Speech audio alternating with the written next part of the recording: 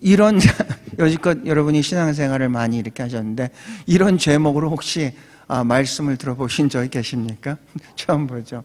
성경의 3장 16절 세 가지의 3장 16절의 말씀을 통해서 첫 번째는 이제 세상이라는 것은 무엇인가를 알기를 원하고, 두 번째는 사람, 특별히 그리스도인은 어떤 사람인가를 우리가 깨닫게 되기로 하고, 세 번째는 성경, 성경이란 어떤 책인가를 다시 한번 우리가 리마인드 할 수 있는 그런 시간을 갖기를 바랍니다.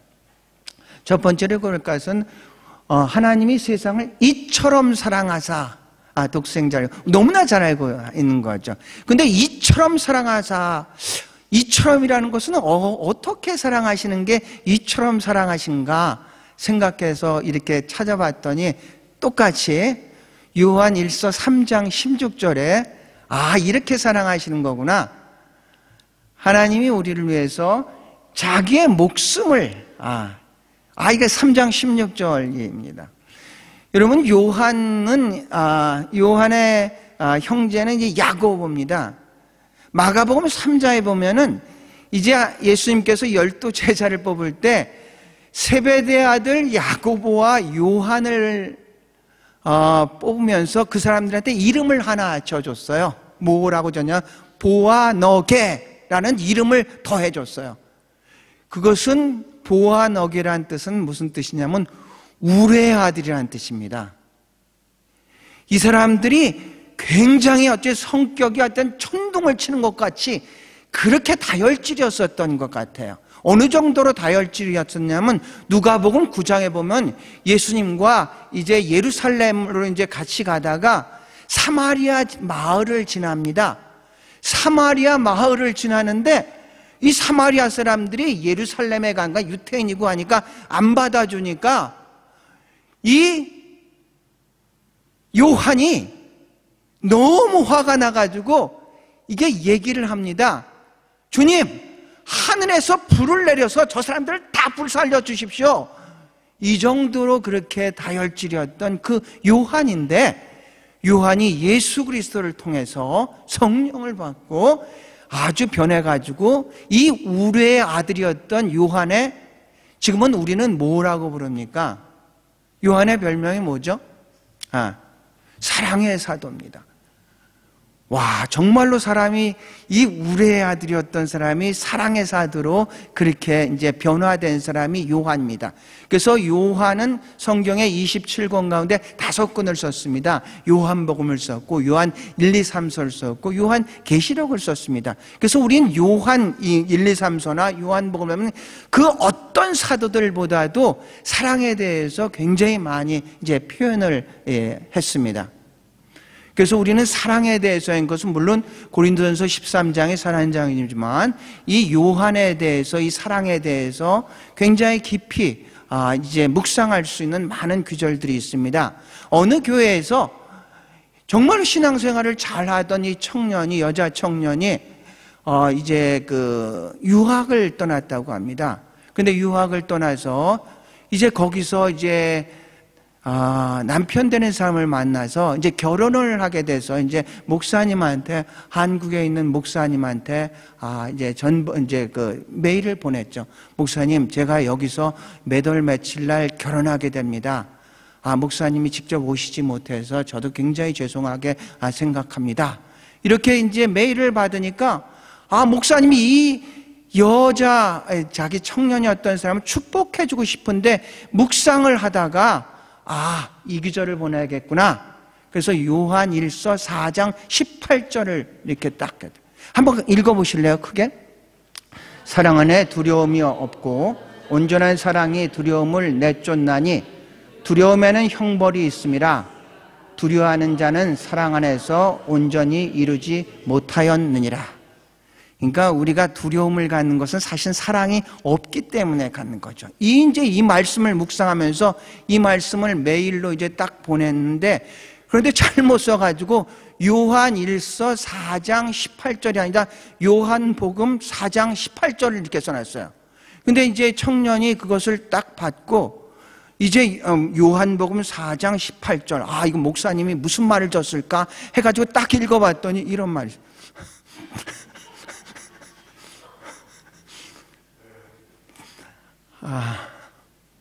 너무 놀랐겠죠? 이게 성경이 이게 귀절이 며칠 전에 보낸 것도 사실은 제가 보내고 나니까 한 가지 틀린 게 성경 귀절을 잘못 쓴 게 있었어요. 이게 성경 귀절이 이렇게 됐어요.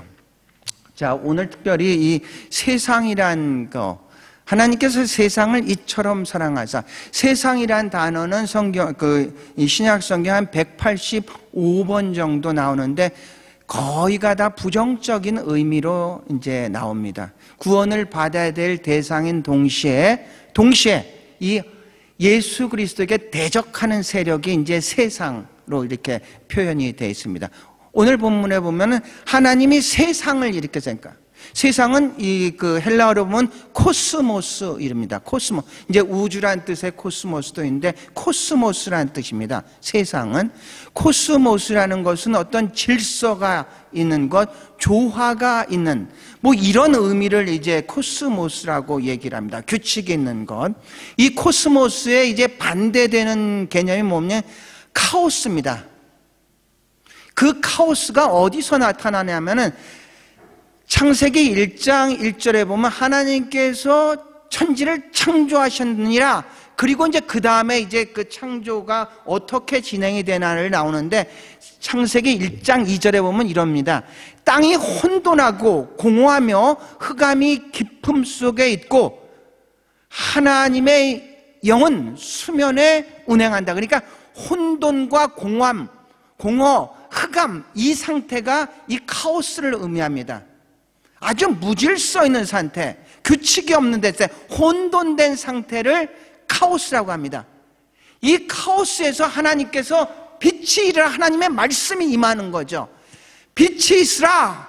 그러니까 이제 질서가 생기면서 빛이 생깁니다. 궁창이 있으라. 그때 궁창이 생깁니다. 하나님이 이 육지와 바다를 닦으니까 육지와 바다가 생깁니다. 하나님이 해와 달과 별이 있으라 하니까 별이 생깁니다. 하나님이 이 물에 물고기가 있으라 하니까 물고기가 새고 공중에 새가 있으라 새가 생기고 마지막 6일째가 하나님께서 동물을 만들고 그리고 하나님의 형상대로 사람을 만들었습니다. 그러니까 다른 동물들과는 본질적으로 이제 다르게 우리 인간을 이제 만들었던 것이죠. 하나님의 말씀이 카오스에 임하니까 이제 코스모스가 됐다는 얘기입니다. 그래서 하나님께서 인간에게 창세기 1장 27절과 28절을 보면 하나님께서 인간을 하나님의 형상대로 창조하시고 인간에게 이렇게 합니다. 생육하고 번성하고 땅에 충만해서 땅을 정복하고 공중에 나는 새나 이 바다의 물고기나 이 들의 모든 짐승을 다스려라 이렇게 했습니다. 그것이 창조의 질서입니다. 그렇게 했는데 인간은 하나님을 떠나면서 하나님의 말씀을 떠난 거죠. 선악과를 먹지 말라. 그런데 하나님의 말씀을 떠나면서 그 다음부터 인간은 하나님의 뜻과는 관계없이 자기의 뜻대로 하나님께서 잘 다스리라고 하나님의 뜻대로 다스리라고 하는 이 세상을 자기가 어떤 자기의 유익을 위해서 세상을 착취의 대상으로서 삼았던 것이죠. 그래서 세상은 다시 코스모스에서 인간이 타락함으로써 카오스로서 이제 변하게 됩니다. 근데 하나님께서는 예수 그리스도를 보내셔서 이 세상을 사랑하셨기 때문에 예수 그리스도를 보내셔서 다시 이 카오스를 코스모스로 이제 만들고자 하는 것이 하나님의 뜻입니다. 하나님의 말씀이 임했을 때 카오스가 코스모스가 됐습니다. 그런데 그 말씀을 거부하면서 인간의 뜻대로 살다 가니까 이 코스모스가 카오스가 됐다는 얘기죠. 그런데 하나님께서 예수 그리스도를 보내셨다는 얘기입니다. 예수 그리스도는 말씀입니다. 요한복음 1장 1절에 보면 태초에 말씀이 계시니라, 이 말씀이 하나님과 함께 계시니 이 말씀이 곧 하나님이니라 이랬습니다. 1장 14절에 보면 말씀이 육신이 됐다고 했습니다. 그냥 말씀이 육신이 되어 우리 가운데 거하심에 우리가 그의 영광을 보니 하나님의 영광이라고 했습니다. 그래서 이렇게 됩니다. 하나님께서 말씀으로 카오스에서 코스모스를 만들었는데 인간이 말씀을 거부하고 자기의 뜻대로 살아가다 보니까 이 코스모스가 카오스가 됐는데, 다시 하나님께서 말씀으로 오셔서 우리가 이 말씀을 순종할 때 이 카오스가 코스모스로 변할 줄로 믿습니다. 이제 그런 얘기입니다. 그래서 이 세상이라는 것은 우리가 어떤 구원의 대상인 동시에 이제 세상은 계속 막 예수 그리스도를 갖다 반대하는 그런 세력들로서 많이 나왔습니다. 요한일서 2장 16절에 보면 이렇게 됩니다. 세상의 것은 이거다. 육신의 정욕, 안목의 정욕, 이생의 자랑이니 이것은 하나님께서 난 것이 아니라 세상에서 난 것이다. 이런 게 이제 세상이라는 얘기입니다. 세상은 예수 그리스도에게 대적을 하지만 동시에 구원의 대상이기도 한다는 얘기입니다. 우리 아까 선교사님 기도할 때 인도에 대해서 이제 기도를 했습니다. 이 코로나 사태, 이것도 사실은 인간의 어떤 자연의 착취로 인해 가지고 자연의 역습이라고 얘기할 수가 있겠습니다. 그런데 우리는 인도에 그런 살 때 인도는 힌두교입니다. 힌두교를 바라보면서 힌두교 사람들이 잘 죽는구나 이렇게 생각해서는 안 된다는 얘기죠. 오히려 이런 사태를 통해서 저들이 예수 그리스도를 구주로 영접할 수 있는 그런 기회로서 우리가 만들어 가야 될 줄로 믿습니다. 지금의 기간은 라마단의 기간입니다. 무슬림에서는 이 라마단이 굉장히 중요한 기간입니다. 해가 뜨기 전부터 금식을 해서 해가 질 때까지 이제 금식을 이제 한 달간 이렇게 하고 있습니다. 오늘이 20일째 되는 날입니다. 우리가 10계명을 가지고 있는 것처럼 무슬림에서는 5가지의 기둥이 있습니다. 첫 번째 기둥이 모든 시대 알라만이 유일한 신이다 이겁니다. 두 번째가 자비를 베풀어라, 주로 자기네 무슬림에게만 베푸는 겁니다. 세 번째가 라마단입니다. 라마단을 지켜라. 네 번째가 메카를 방문해야 됩니다. 남자라면은 반드시 살아서 한 번은 메카를 방문해야 됩니다. 그게 교리 중에 하나 있습니다. 그래서 만약에 메카를 방문한 사람과 방문하지 못한 사람은 죽을 때도 다릅니다. 그 사람들은 죽을 때도 이게 머리가 이 메카 쪽으로 반드시 해야 됩니다. 이 무슬림의 모스크는 반드시 이마음이 설교하는 데는 이 바로 메카 쪽으로 다 이렇게 이어지고 있습니다. 다섯 번째는 반드시 하루에 5번의 기도를 해야 된다고 합니다. 그러니까 이 사람들은 어디에 있든지 그 기도 시간이 되면 거기다 양탄자를 깔든지 뭘 깔아가지고 이제 기도를 하는 그런 사람입니다. 그래서 무슬림한테는 5가지가 이렇게 그 교리가 있는데 그 중에서 지금 기간이 라마단의 기간입니다. 라마단의 기간, 굉장히 중요한 기간이죠. 근데 기독교에서는 이 라마단의 기간이니까 적대시하는 게 아니라 우리는 저들을 위해서 기도할 수 있는 그런 기간으로 삼습니다. 하나님 저들이 잘못된 것들을 깨닫고 돌아올 수 있도록, 예수 그리스도를 알 수 있도록 우리가 그렇게 기도하는 기간으로서 우리는 기독교 내에서는 근데 그렇게 기도를 이제 하고 있다는 얘기입니다. 그러니까 세상이라는 것은 우리 하나님은 우리 자신만, 우리만 구원받기를 절대로 원하지 않습니다. 천국에 가면 그렇게 써 있다고 합니다. 개인 입장 불가, 단체 입장 환영, 그렇게 써 있다고 합니다. 같이 모든 사람이 더불어서 그렇게 구원받기 원하는 것이 하나님의 뜻이라는 얘기죠. 나만 구원받았으니까 이제 나만 행복하게 살면 되지. 이거는 하나님의 뜻이 아니라는 얘기입니다. 그래서 세상이라는 것은 그렇게 포괄적인 의미를 가지고 있다는 것을 우리가 분명히 좀 알아야 되겠고요. 두 번째로 우리가 생각할 것은 읽겠습니다. 같이. 너희가 하나님의 성전인 것과 하나님의 성령이 너희 안에 계시는 것을 알지 못하는. 이제 성령이란 단어를 우리는 거룩할 성자, 이제 영원할 때 영자입니다. 그래서 이 거룩하다는 하게오스라는 단어를 씁니다. 그 다음에 이 영이라는 푸뉴마라는 데, 그러니까 하기오스 푸뉴마가 이제 합해져서 이제 거룩한 영, 성령이 무슨 영이냐? 거룩한 영을 이제 성령이라고 하는 겁니다.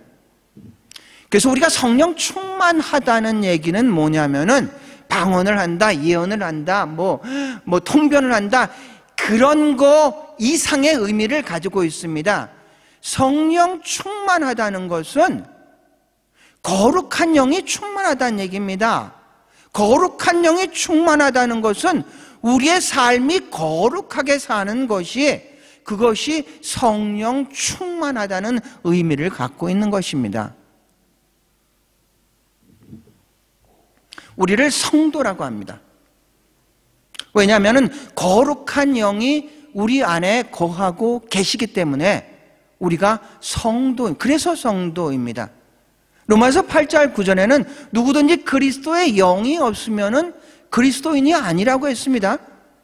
그리스도의 영, 거룩한 영, 성령이 우리 안에 거하고 계시기 때문에 우리가 성도인 줄로 믿습니다. 그런데 고린도 교회 사람들은 그걸 잘 모르고 있었습니다. 예수를 믿고 있으면서도 불구하고 자기 안에 하나님의 영이, 성령이 계신지를 잘 모르고 있어.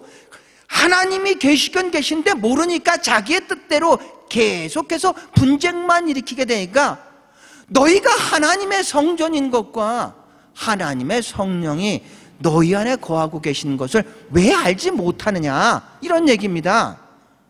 우리는 신앙생활 하면서 우리 안에 성령이 거한지를 잘 모르고 그냥 자기의 뜻대로만 이렇게 한다는 얘기입니다. 성령은 보혜사라고 합니다. 요한복음에 4번, 요한 1세 1번 나오고 있습니다. 딱 보혜사라는 것은 4가지의 의미가 있다고 했습니다. 헬퍼로서 돕는 자라고 있다고 했습니다. 카운셀러라서 우리가 문제가 있을 때마다 카운셀링을 하면서 했고, 3번째는 컴포트라고 했습니다. 우리가 애통할 때 우리를 대신해서 위로해 주는 분입니다. 마지막 4번째가 애드보케이트입니다. 대언자라는 얘기입니다. 우리가 하나님 앞에 무슨 얘기를 할지를 모를 때 우리 안에 있는 성령이 우리를 대신해서 애통하면서 하나님께 대신 기도해 주는 줄로 믿습니다. 우리가 무슨 말 할지 못할 때 그냥 억지로 말하지 말고 우리 안에 성령의 의지를 한다면은 성령이 우리를 대신해서 하나님께 기도할 줄로 믿습니다. 그게 성령이십니다. 우리를 도와주시는 분. 그래서 너희 안에, 왜 너희가 성령이 너희 안에 거하고 있는 것을 왜 알지 못하느냐, 이렇게 꾸짖는 그런 말씀이에요. 6장 19절에도 고린도전서에 똑같이 그렇게 말씀을 합니다. 성령입니다. 거룩한 영입니다. 거룩한 영에 충만하다는 것은 거룩한 삶을 산다는 얘기입니다. 그래서 성령 충만한 사람이, 어떤 사람이 성령 충만하니까 우리 주위에서 보면은 방언을 많이 하고 예언을 많이 하고 통변을 많이 하고 뭐 안수에서 신유의 은사가 있는 사람이 성령이 충만한 사람이 아니라 거룩한 영이기 때문에 거룩하게 살아가는 사람이, 그 사람이 성령 충만한 사람입니다. 우리는 영성이란 단어를 씁니다. 기독교에는 영성이란 단어인데, 우리는 구성이 이렇게 됐습니다. 인간은 육과 혼과 영이 됐습니다. 혼의 성품은 인성이라고 합니다. 영성은 영의 성품입니다. 영의 성품이 어떤 성품입니까? 하나님의 영의 성품이기 때문에 거룩입니다. 그래서 이 영성이 아주 높다는 얘기는 거룩하다는 얘기입니다. 혼의 성품은 인성입니다. 예수를 믿기 전에는 우리는 인성으로 살아갑니다. 정말로 인성이 좋은 사람들이 참 많이 있죠, 우리 주변에는.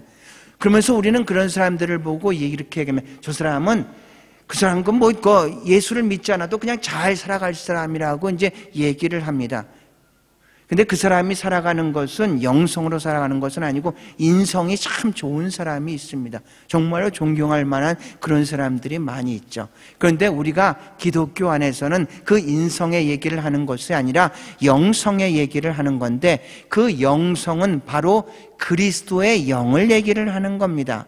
성령을 얘기합니다. 성령이 어떤 얘기냐? 거룩한 영을 얘기를 하는 겁니다. 마지막에 오늘 같이 읽겠습니다. 모든 성경은 하나님의 감동으로 된 것으로 교훈과 책망과 바르게 함과 의를 교육하게 유익하니. 모든 성경은 하나님의 감동으로, 그러니까 하나님의 입김으로 됐다는 얘기입니다. 성경은 1600년 동안 40여 명 가운데 통해 가지고 기록이 되어 있습니다. 한 사람의 어떤 그 글을 쓰는 작가도 전반기와 후반기가 다른데 1600 동안 다른 직업을 가졌던 그런 사람들이 한 이야기를 한다는 것은 이것의 성경의 저자는 성령이지 어떤 사람이 이제 아니란 얘기입니다. 성령이 이제 바로 그렇습니다. 네, 성경이 그렇습니다. 성경은 그래서 테스트먼트라고 합니다. 테스트먼트, 카비넌트라고 얘기하는 것은 약속이라는 뜻입니다. 하나님께서 인간에게 주신 약속의 말씀이 이 성경입니다. 그래서 이 성경, 약속의 말씀이기 때문에 우리가 기도를 할 때 이 약속의 말씀을 의지하고 기도하는 그 기도가 가장 강력합니다. 왜냐하면 하나님께서 이렇게 해주시기로 하지 않았습니까? 하나님이 약속한 그 말씀을 의지해서 기도할 때 가장 강력하게 우리가 얘기할 수가 있겠죠.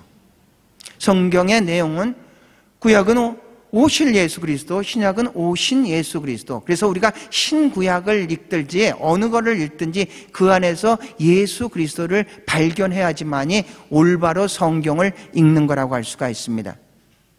또 성경을 캐논이라고 합니다. 캐논이라는 것은 표준, 잣대란 얘기입니다. 우리 그 구세군에서는 교리가 이제 11개가 있는데 첫 번째 교리가 그렇습니다. 우리는 신구약 성서가 하나님의 영감으로 이루어졌으며 성서만이 그리스도인의 신앙과 실천의 표준임을 믿는다. 우리는 성서가 하나님의 영감으로 이루어졌으며 성서만이 그리스도인의 신앙, 내적인 신앙과 외적인 실천의 그것이 표준 모든 것들의 기준임을 믿는다는 얘기죠. 우리가 르네상스는 Back to the Grace의 놈입니다. 리포메이션 종교계는 Back to the Bible을 얘기를 하고 있습니다. 성서로 돌아가자. 성서로 시작해서 성서로 마치자. 이 얘기가 바로 그 종교개혁의 본질적인 정신이라는 얘기입니다. 이 성경은 모든 것들의 표준 잣대란 얘기입니다. 오늘 새벽에 여러분한테 할 때 이 다니엘에 대해서, 다니엘 1장 8절에 다니엘이 뜻을 정하여, 이렇게 뜻을 정하여 왕이 주는 음식을 먹지 않기로 했답니다. 우리는 모든 것에 어떤 작고 큰 선택을 계속하면서 이제 이어가고 있습니다. 그래서 샤르트는 겁니다. Life is choice입니다. Between birth and death, B and D 합니다. 그러니까 우리는 인생은 계속한 선택의 연속입니다. 그런데 여러분은 선택의 기준이 어디에 있습니까? 선택의 기준을 중심으로 생각한 세 종류의 사람이 있다고 했습니다. 첫 번째로 이기적인, 그러니까 어떤 자기 중심의 선택을 하는 사람. 두 번째로 환경 중심의 선택을 하는 사람. 세 번째로 성경 중심의 선택을 하는 사람이 있습니다. 자기 중심의 선택을 하는 사람들을 우리가 이기주의자라고 합니다. 그러니까 모든 선택을 할 때 나 중심입니다. 모든 게 내가 잘 돼야 되고 내가 많아져야 되고 이렇게. 그래서 무슨 일을 할 때도 우리는 그런 자기 중심의 선택을 하는 사람, 내로 불 이런 표현을 씁니다. 내가 하면은 로망스고 남이 하면은 불륜이야. 내가 하면은 투자고 남이 하는 투기야. 내가 하면 예술이고 남이하는 외설이야. 철저하게 자기중심으로서 그렇게 모든 것들을 이제 선택을 하는 사람은 우리는 이기주의자라고 얘기를 합니다. 상황중심으로 선택을 하는 사람은 간에 붙었다 쓸개에 붙었다 그렇게 하는 사람입니다. 상황이 좋아지면 이렇게 하고 나빠지면 안 하고, 저 사람이 상황이 좋아지니까 저 사람한테 붙고, 나빠지니까 저 사람 딴 사람한테 붙고, 이렇게 얘기를 상황에 따라서 선택의 기준이 달라지는 사람, 우리는 이런 사람들을 기회주의자라고 얘기를 합니다. 지금 코로나에 어떤 가장 지탄을 받고 있는 동물 하나가 박쥐가 있지 않습니까? 여러분, 박쥐가 조류입니까? 포유류입니까? 박쥐가 조류인가 포유류입니까? 박쥐가 안 돼봐서 잘 모르겠습니다. 우리가 이솝우화에 이렇게 나오지 않습니까? 날짐승과 들짐승, 이제 전쟁이 일어났습니다. 이 날짐승, 그러니까 날아다니는 새를 얘기하죠. 이제 들짐승, 이제 포유류를 얘기를 합니다. 그런데 막 전쟁이 일어났는데 여기에서는 대장이 독수리, 이쪽엔 대장이 사자. 그래가지고 하는데, 이 들짐승이 계속해서 막 승리를 하니까, 이 박쥐가 딱 보니까 들짐승이 승리를 하고 있거든요. 그래서 사자한테 가서, 보세요! 저는 쥐같이 생기지 않았습니까? 저는 들짐승입니다. 그러니까 이 사자가 보니까 그렇게 생겼어요. 그래서, 그래. 그럼 너 들짐승 우리 편해. 그래가지고 막 싸움하다 보는데 전세가 역전이 돼가지고, 이제 그 날짐승이 막 이겨나가는 거예요. 그러니까 이 박쥐가 안 되겠다 싶어가지고 날개를 펴서 벌떡 날면서 독수리 앞으로 갔습니다. 독수리한테 가서, 날개가 있으니 날지 않습니까? 포유류가 어떻게 납니까? 제가 그래서 나는 이제 이게 날짐승입니다. 그러니까 독수리가 딱 보니까 날개도 있고 잘 날거든요. 그래, 너 우리 편. 그래가지고 이제 또 그 날짐승의 편이 들었는데, 둘이 계속 싸우는데 둘이 지쳐가지고 아유, 우리 그러지 말고 휴전을 하자. 우리 더 이상 이렇게 해서 둘 다 망하겠다. 그래가지고 둘 다 딱 휴전을 딱 하다 보니까 그 중간에 박쥐가 있었습니다. 그러니까 들짐승은 저놈 배반한 놈 아니야. 날짐승은 날짐승, 저는 이때 원래 그랬는데 하다 보니까 이 박쥐가 갈 곳이 없어서 어디로 갔냐면 동굴로 도망갔어요. 그래서 낮에는 나올 수가 없어가지고 이 밤에만 다닌다. 이제 기회주의자의 어떤 대명사로서 이제 박쥐가 이제 등장을 이제 하게 되죠. 그래서 보세요. 자기 중심으로 뭔가를 자꾸 선택을 하면 이건 이기주의자고, 두 번째로 상황 중심으로 선택을 하게 되면은 이것은 기회주의자입니다. 그런데 성경 중심으로 선택을 하면은 바로 그 사람은 하나님의 사람인 줄로 믿습니다. 우리는, 그리스도인은 이게 상황과 이런 거랑 관계없이 우리는 사실 성경이 캐논이라고 하지 않았습니까? 캐논이란 건 잣대란 뜻입니다. 잣대. 이 상황 중심이나 자기 중심의 이 사람들은 어떤 잣대냐면요, 이 이기주의자들은 자기 감정의 잣대를 가지고 자꾸 잽니다. 그러니까 감정이 좋을 때는, 관계가 좋을 때는 아주 잘 재줍니다. 그런데 관계가 깨지면 아주 나쁘게 되죠. 그런데 상황 중심의 잣대는 고무줄 잣대를 가지고 있습니다. 늘어났다 줄어들었다, 늘어났다 줄어들었다. 그런데 성경 중심의 잣대는요, 언제나 하나님 중심이기 때문에 예수 그리스도는 어제나 오늘이나 영원토록 동일하신 줄로 믿습니다. 우리는 그렇게 살아가는 사람들입니다. 성경의 3장 16절, 이 세 가지를 여러분이 꼭 기억하시고 외우셨으면 참 좋겠어요. 그래서 첫 번째 3장 16절, 제가 딱 지울 테니까 한번 외워보시겠어요? 사관님, 다음 주까지 기회를 주세요. 다 같이 일어나시죠. 다 같이 일어나셔서 처음부터 다시 한번 다 읽고 나서 하나님 주신 그 찬양을 하겠습니다.